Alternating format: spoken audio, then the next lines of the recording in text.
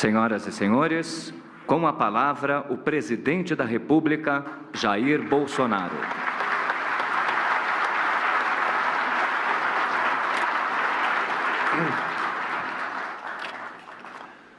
Confesso que estou um pouco constrangido.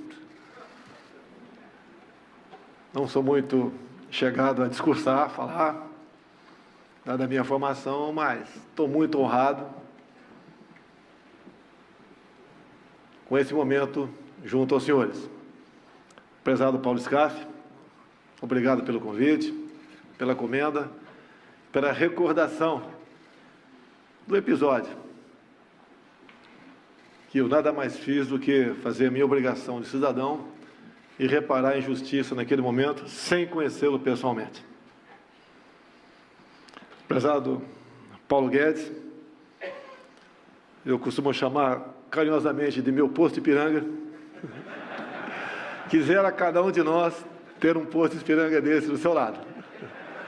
Inclusive hoje,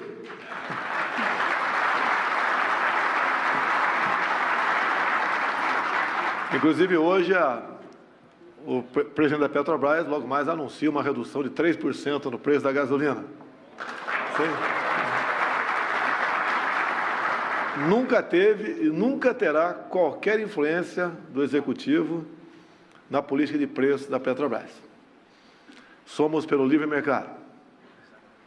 Prezado Fernando Azevedo, general de Exército, meu contemporâneo de Academia Militar das Águas Negras, nosso ministro da Defesa.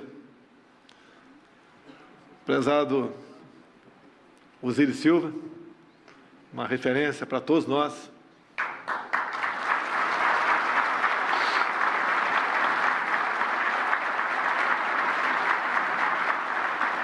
Pelo seu empreendedorismo e pela sua confiança em nossa pátria. Brigadeiro Junito Saito. Minha continência, senhor brigadeiro. Por quantas vezes o senhor bem me recebeu em seu comando e trocamos informações e, obviamente, ouvi muitos conselhos. Sou aqui do Vado Ribeira, foi criado ali, pé de registro. Há uma colônia japonesa muito grande em registro e convivi parte da minha vida ao lado desses nossos irmãos orientais. O deputado estadual Gil Diniz, eu conheço há muito tempo.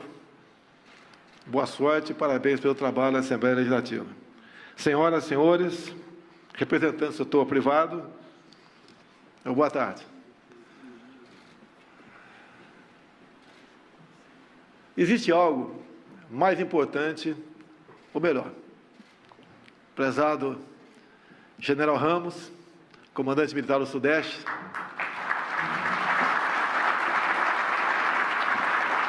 meu amigo desde 1973, quando adentramos juntos na Escola Preparatória de Cadeias do Exército aqui em Campinas. Meus senhores, minhas senhoras, existe algo mais importante que a nossa vida, é a nossa liberdade. Um homem sem liberdade não tem vida. Desde quando cheguei na Câmara, em 1991, egresso do Exército Brasileiro, como capitão, eu me deparei com um grupo considerável de parlamentares que não tinham qualquer respeito ou consideração com democracia ou liberdade. Enfrentei uma batalha duríssima ao longo de 28 anos, onde eles sempre deturparam a verdade. Mas eu entendia naquele momento que fazia parte do contexto deles pela luta do poder. Assim sendo, após as eleições de 2014, eu fui o mais votado do Rio de Janeiro, sem gastar praticamente nada. Eu decidi que tinha que tentar mudar o destino do Brasil. Eu tinha que sair da zona de conforto, que é o mandato de parlamentar, e é, sim, uma zona de conforto, que temos plena autonomia, nós fazemos nosso expediente, e cada um escreve a sua história da maneira que lhe convém, ou acha melhor naquela casa de leis. E comecei, então, a partir de 2015, a andar pelo Brasil, sentindo os problemas de cada um. E digo mais, andava sozinho, sentindo os problemas de cada região. Pensava muita coisa a meu respeito, até que eu estava meio maluco. Não tinha dinheiro, não tinha um partido definido ainda, e se aparecesse um partido como apareceu, não teria tempo de televisão. Já tinha uma parte da mídia o tempo todo nos fustigando, mas começamos a sentir os anseios, as preocupações, as necessidades e também ver o potencial desse imenso território conhecido como Brasil. E fizemos uma coisa que não fazia parte do meio político. Tivemos ao nosso lado o tempo todo a verdade. E muitos diziam que a verdade podia custar a possibilidade de uma eleição. E eu falava sempre, ou eu chego de forma independente e posso, então, botar em prática aquilo que venho falando por todos os cantos do Brasil, ou estou fora. Conseguimos as eleições. No meio do caminho,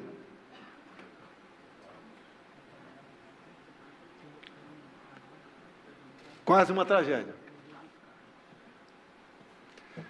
Mas esse momento me fortaleceu. Era um sinal claro de que estava no caminho certo. E naquele rol de 13 candidatos naquele momento, eu era praticamente o único diferente. Chegamos à presidência. Ao chegar à presidência, começamos a colocar em prática aquilo que havia prometido durante a campanha, coisa não rara, mas única na política brasileira.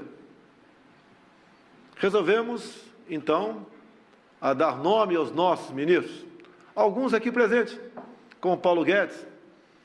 Num primeiro momento, desculpa, Paulo Guedes, que nós tivemos no encontro em janeiro, até perguntei para ele, o que você viu em mim? Por quem era eu? Né? Isso lá atrás, antes da campanha. O Paulo Guedes me conheceu quase um ano antes da campanha. E eu também conheci o Paulo Guedes, o seu potencial, a sua vontade de querer servir a pátria, porque não precisava ele desse ministério. Ele é um homem já decidido financeiramente. E me surpreendi positivamente com quem era esse homem. E de imediato, obviamente, nasceu quase uma paixão entre nós. Com todo respeito. Confesso que tinha algumas ideias diferentes da dele. Ele não tem um poder de convencimento. Ele tem um poder de realmente fazer com que as pessoas pensem de acordo com a lógica. E eu me converti à economia de Paulo Guedes. Tanto é que ele hoje faz parte de um ministério que agregou economia, planejamento, trabalho, indústria e comércio. Ele não é um super-ministro, é um ministro que pode fazer. E o mais importante, como fiz com todos os outros 21 ministros, carta branca, 100% de autoridade para compor o seu ministério. E assim ele botou muita gente para dentro, alguns eu lembro aqui, conhecido aqui, o Salim Matar, Paulo Eulo, entre tantos outros. E hoje, de manhã, Paulo Guedes, estivemos juntos na Marinha do Brasil, lá em Brasília, Batalha Naval de Riachuelo, uma batalha de 11 de junho de 1865, que definiu a Guerra da Tríplice Aliança. Algo decisivo. E hoje, Paulo Guedes, lá, o Almirante Barroso. E hoje temos uma batalha que está para acontecer, a Batalha da Nova Previdência. E eu tenho certeza da vitória, porque tem ao meu lado, não o economista, mas o almirante Paulo Guedes.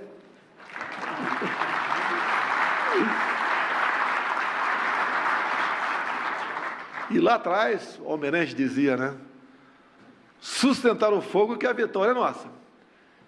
Quem vai sustentar esse fogo são todos vocês. Nós acreditamos em vocês. E lá atrás também dizia o almirante, né? O Brasil espera que cada um cumpra o seu dever. Todos nós aqui cumpriremos o nosso dever. Por quê? O Brasil estando bem, todos nós estaremos bem.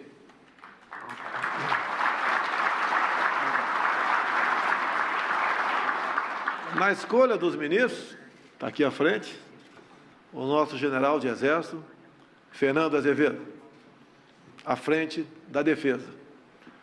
Assim como botei um economista na economia, eu tinha que botar um general, almirante ou brigadeiro na Defesa. Assim como o Scarpa falou e elogiou aqui o nosso ministro da Infraestrutura, Tarcísio. Tarcísio é um capitão do Exército, que depois da AMAN fez o IME. E depois do IME, prestou concurso para a Câmara dos Deputados, só tinha uma vaga para aquilo que ele queria, foi aprovado. Integrou por 2 anos a Comissão de Transporte da Câmara. E hoje é o nosso ministro da Infraestrutura que tem usado, João Fernando, no bom sentido, o nosso Exército Brasileiro para suprir a falta de recursos que temos para investir nessa área. Começou o asfaltamento da BR-163, lá no Pará, que vamos permitir que o produzido no Centro-Oeste tenha a sua saída mais ao norte, sem problemas, como tivemos até no corrente ano. Então, as escolhas dos ministros, pelo critério técnico, sem o critério político, nos faz um governo diferente, onde nós buscamos, com isso, restabelecer a confiança dos senhores na gente. E mais ainda,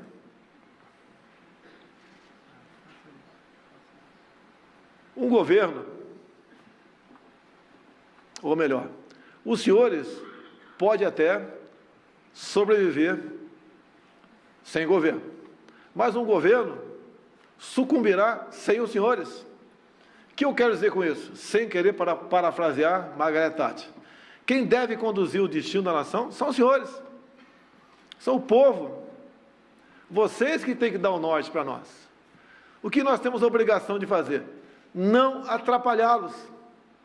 Coisa comum até há pouco tempo.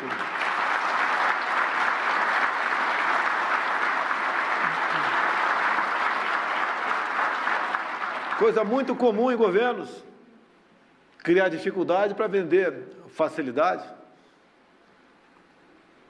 Me desculpe aqui a sinceridade. Poucos resistiriam às pressões que tenham sentado naquela cadeira presidencial. Mas quanto maiores são as pressões, mais vontade eu tenho de continuar, mais força eu continuo.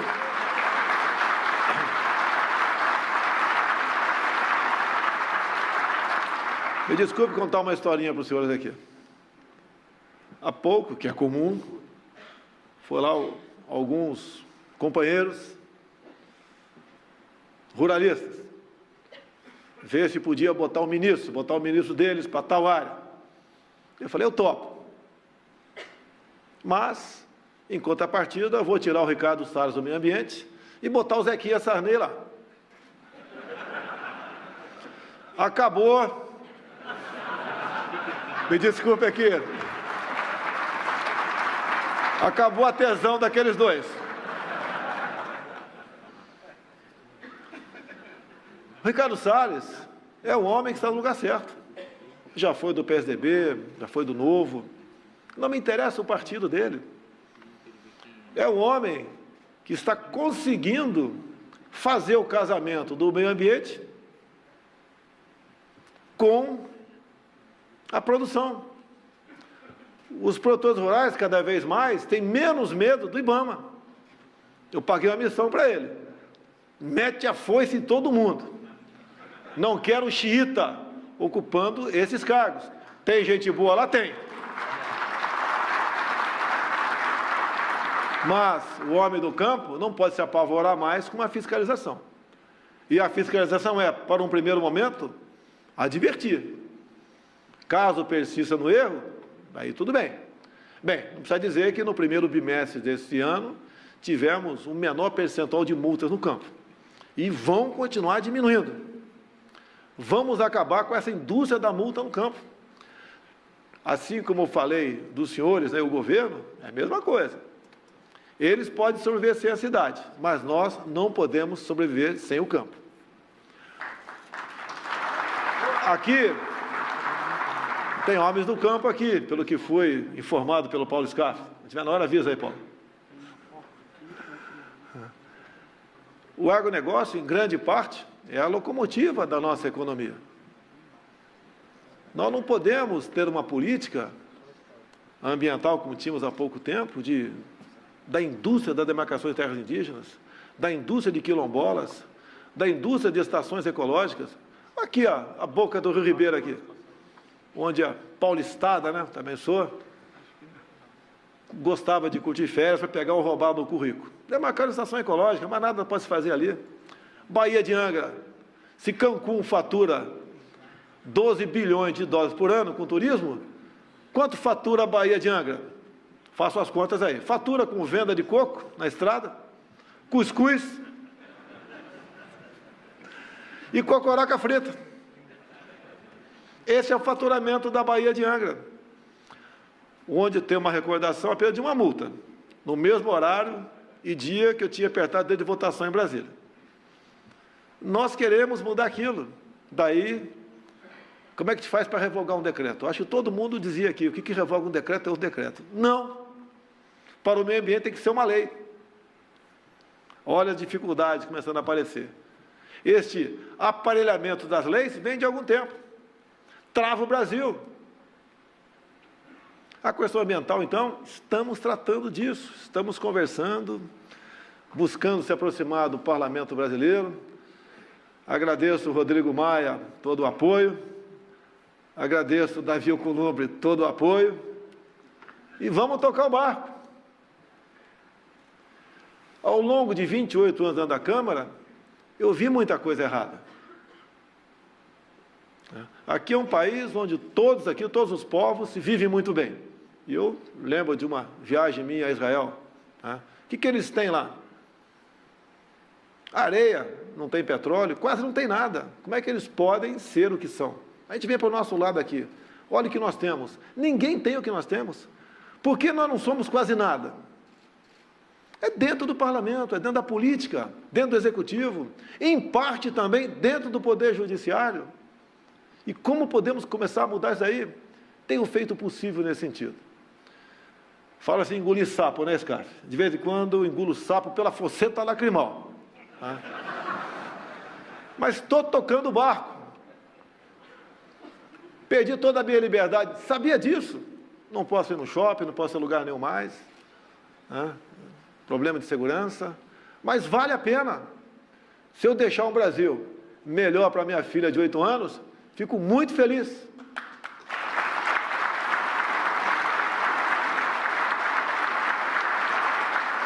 O Paulo Scaff falou há pouco de educação. Estamos com um projeto aqui, juntamente com o ministro da Defesa, o nosso general Ramos, comandante militar do Sudeste, também com o apoio do João Dória, do nosso prefeito também, e fazemos aqui, no Campo de Marte, o maior colégio militar do Brasil.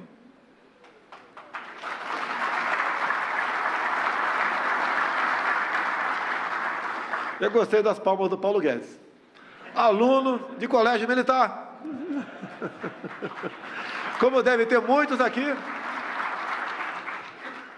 acho que tem mais de CPOR. Mas o que acontece? Nós precisamos desses colégios para começar a mudar a questão educacional no Brasil. Um local onde se aprende hierarquia, disciplina, amor à pátria, respeito, dedicação, companheirismo. Não estou criticando as demais escolas de forma genérica, tem boas escolas por aí, mas como regra hoje em dia, não é isso que a prova do PISA aponta. Eu lembro durante a campanha, está acabando meu tempo, avisa aí. Eu lembro durante a campanha, reuni tinha uns 25 empresários. Daí, conversa, uma mesa redonda, tranquila, dado momento, um falou o seguinte, agora está na hora de o pessoal meter a mão no bolso para a campanha do Bolsonaro. Bem, eu falei assim, eu vou vender meu Rolex e eu arranjo recursos para a campanha. Eu não quero dos senhores. Eu quero o dinheiro dos senhores, se for possível, depois das eleições. Os caras não entenderam nada. Por que depois das eleições? Eu gostaria de ter o apoio dos senhores, já que o nosso exército é um pouco pobre, né, Fernando? Para que temos recursos para construir esse colégio militar aqui no Campo de Marte. Até porque, meus senhores, quando eu falei em liberdade e vida lá atrás, o sonho de um ex-prefeito que passou por aqui, que não deixou saudades, era, nessa região, construir um grande conjunto habitacional popular, quase que no coração de São Paulo. Acredito que aquele local servirá, em muito, para que os filhos de todos, de ricos e pobres, compareçam e tenham acesso a esse ensino de qualidade. Dessa forma, nós conseguiremos encontrar um ponto de inflexão para daqui a 20, 30 anos, não vai ser antes disso, o Brasil comece realmente a entrar no rumo e, através da educação, buscar o local de destaque que ele merece. Nas minhas campanhas, ou pré-campanha, para não cometer um crime eleitoral aqui, tive Miracatu aqui do lado. Eu branquelo dessa maneira, fica difícil não ser reconhecido, né? Porque eu sou diferente. Mas fui lá ver as montanhas de grafite. Parabenizo nesse momento a Mackenzie, que trabalha nessa área, pesquisa nessa área, do grafeno via grafite. E nós não podemos deixar de apoiar, no que for possível, esse tipo de pesquisa. Então, o nosso ministro Marcos Pontes, o nosso astronauta, uma pessoa excepcional, já fez contato com a Mackenzie, está fazendo contato com outras instituições, para que nós venhamos a realmente integrar, juntamente com a Mackenzie, o seleto grupo de países que pesquisam e buscam realmente novos inventos das maravilhas do grafeno. A mesma coisa o nióbio, se só nós temos que dar o preço. Nós temos que agregar valor a isso e não exportar como se fosse simplesmente um minério de ferro de qualidade diferente. Quem no mundo tem o que nós temos? Ninguém. O que nos falta? É a união. E o senhor dizer para onde nós devemos ir. Não ficar ao sabor de políticos. Lamentavelmente, a classe política, eu me incluo nela, para ninguém falar que estou criticando o Legislativo, a nossa classe política tem melhorado ao longo dos últimos anos, contrariando o Ulisses Guimarães, sempre dizia que o depois era pior do que o anterior. Eu acredito no parlamento. Tá?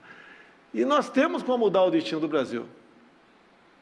Aqui um jovem deputado estadual, aí, o Gil Diniz, era carteiro. Vamos privatizar os Correios, tá ok, Gil?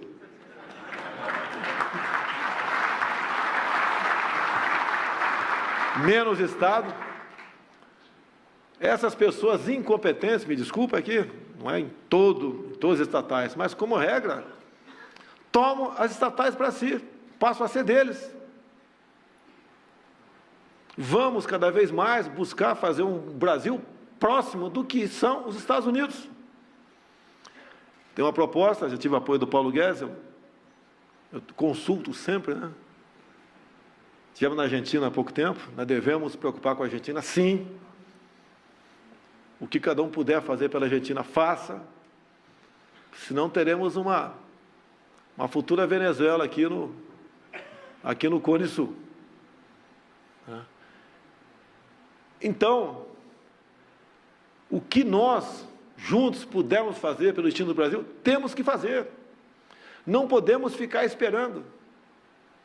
Nós temos que ter as ações de vanguarda para o destino do nosso Brasil. Nunca os senhores terão um governo tão aberto para os senhores. Nunca. Nunca haverá, dentro do meu gabinete, qualquer conversa que não seja o futuro do nosso Brasil. Estou felicíssimo com o que tenho e com o que ganho. Eu quero ter a satisfação, no final de 2022, a satisfação do dever cumprido, de ter realmente feito pelo nosso Brasil. E isso passa agora, pelas próximas semanas, na questão da nova Previdência. Não temos outra alternativa. É essa a alternativa. E com ela, o Paulo Guedes volta em campo depois, desburocratizando, diminuindo impostos,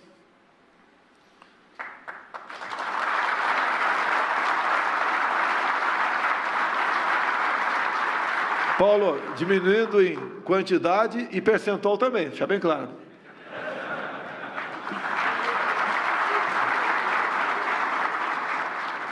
Eu e o Paulo nos integramos completamente, né? Repararam que cada vez que ele vai na Câmara, ele fica mais político. E cada vez que eu venho para cá para falar de economia, eu fico um pouquinho melhor na economia. Não podemos saber de tudo, mas a humildade estando à frente, o reconhecimento das suas deficiências, quem não tem? Eu acho que nos engrandece a todos. Meus senhores e minhas senhoras, eu falei que eu não gostava de falar, imagine se gostasse.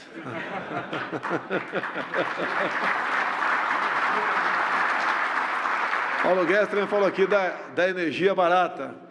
Tudo virá após essa nossa reforma. Até porque, né, é um sinal que estamos dando para dentro e para fora do Brasil que estamos fazendo dever de casa. Ninguém vai investir em cima de algo que realmente não está dando certo. O nosso Brasil, após essas reformas, dará sinais mais do que suficientes que estamos realmente dando certo. Se estou aqui é porque acredito nos senhores. Os senhores estão aqui porque acreditam no Brasil. E a grande maioria também porque acredita em Deus. Meu muito obrigado a todos vocês.